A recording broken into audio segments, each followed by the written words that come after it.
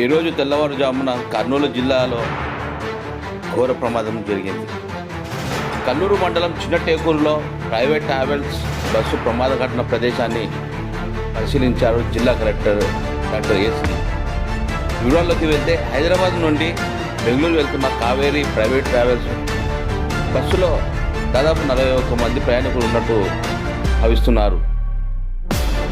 ఈ నెల 24వ తేదీ తెల్లవారుజామున 3 గంటల 3:10 నిమిషాల ప్రాంతంలో బైక్ను బస్సు ఢీకొనడంతో బస్సు నుండి ఇంధనం లీక్ కావడం వల్లనే ప్రమాదం జరిగినట్టు కూడా పోలీసు అధికారులు భావిస్తున్నారు.